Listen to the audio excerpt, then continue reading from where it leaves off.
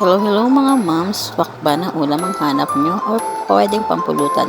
Tara, luto tayo ng adobo sa gata ng bituka ng baboy. Napakuluan na nga pala namin yan at hinintay namin lumamig. Kaya pinahugasan ko na ito sa aking mister para naman mawala yung epekto ng amoy ng ating bituka. Kasi alam naman natin na lumalasa pa rin ito kahit naluto na. Pinagpira-piraso muna pala ito ng aking asawa para mas madali hiwain ito. At ayan na nga, hiniwa-hiwa na sa piraso ang bituka ng baboy. Ang mister ko na nga pala ang pinagluto ko nito. Kasi aminado naman ako na mas masarap siya talaga sa akin magluto. Ako na lang ang tagakuha ng video sa kanya. Sa totoo lang, sabi nga ng mga anak ko kapag narito ang kanilang papa, ay ang papa na nga daw nilang magluto dahil mas may lasa pa daw ang kanyang luto kaysa sa akin. Aminado naman ako doon, pero syempre di pa rin tayo papatalo. May mga lutuin din naman na hindi alam ng mister ko. Pero pag wala talaga siyang pasok, siya talaga ang cook namin sa bahay. Dahil magaling talaga siyang magluto. Masarap talaga siya. Ito nga pala ang mga sangkap sa pagluluto natin sa adobo sa gata ng bituka ng baboy. Very basic lang. Tulad ng mga ginagawa natin sa pag-adobo ng mga manok or baboy mismo. Ayan na nga, naghiwa-hiwa siya ng luya. Sabi ko nga sa kanya, damihan natin ng luya para mawala talaga yung langsa ng bituka ng baboy. Ayan na nga, inihiwa na niya nga rin ang sibuyas at habang naghihiwa nga siya ng sibuyas ay nagkukwentuhan nga kami ng aking asawa. Sabi niya sa susunod daw, i-video ko daw siya ulit. Mag-share din para daw siya ng iba't ibang recipe. Sabi ko naman, marami na sa YouTube. Or pwede rin naman din kaming mangopya sa YouTube para naman mag-vlog na rin kami everyday. Ang hirap na ng buhay ngayon, 'di ba mga mare? Napansin nyo rin ba? And need talaga ng income ng bawat pamilya. And napapansin ko nga na isa sa mga pinagkakakitaan ngayon ng bawat isa ay ang pag-vlog. Hindi naman dahil sa gusto nating kumita sa pag-vlogging, pero syempre, isa na rin siya sa dahilan para magkaroon din tayo ng extra income.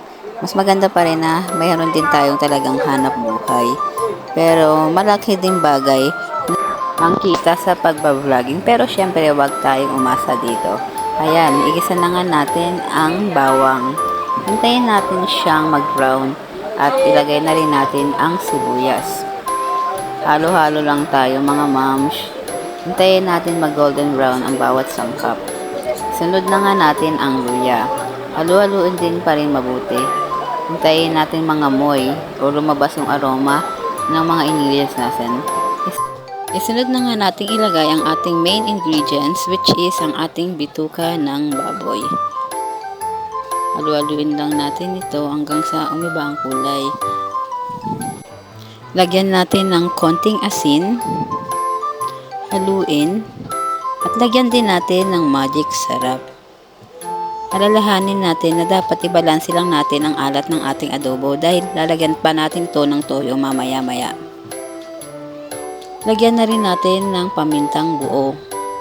Masarap sa adobo ang pamintang buo para sa akin kasi kapag nakakagat ko siya, mas nagugustuhan ko yung lasa ng adobo. Lagyan na rin natin ang ating laurel. Alam naman natin na hindi kumpleto ang isang adobo kapag walang dahon ng laurel. Isa rin siya sa mga nagpapasarap ng amoy or nagpapa-aroma sa adobo natin. Isasabi natin na masarap kapag may laurel. Idagdag din natin ng konting tubig at takpan na nga ito. Pagkatapos ng ilang minuto ay chinek ko na ulit ang ating niluto. Lalagyan na natin ito ng suka. Sabi nga nila, wag daw natin haluin pagkalagay ng suka para hindi mahilaw ito. Kaya ayan, hindi namin muna hinahalo ito. At hinayaan namin kumulo ito ng mabuti. After mga ilang minuto ulit ay nilagay naman namin ang toyo. Ito ang pinakahari ng ating adobo. Hindi siya matatawag na adobo pag walang toyo. Haluin lamang itong mabuti hanggang sa manuot ang lasa sa ating bituka ng baboy. Takman muna natin siya at hayaan nating umunti yung sabaw ng ating adobo. At ayan na nga, mapapansin natin na wala nang sabaw ang ating niluluto. Nagmamantika na ito. Talagang adobo na siya. Konting-konti na lang at maihahain na natin ito sa ating pamilya. Swak na swak para sa ngayong tanghalian. Pag walang pambili ng laman ng baboy, mas mainam na bituka na lang ang gawin nating adobo. Alam naman natin na mahal na ngayon ang baboy. Hindi na-afford ng isang pamilyang may 5 membro ng pamilya. Kaya yan, naisip namin na mag-adobo ng bituka. Ay, nahuli na pala ang gata. Adobo sa gata po na itong recipe natin. Kaya ilalagay na natin ang ating gata. Yan yung gata namin sa ref na hindi naubos. Idinagdag na lang namin sa ating adobo. At ayan, pakuluan muna natin siya. At syempre, haluin lang natin ng haluin hanggang sa maluto na nga ang gata.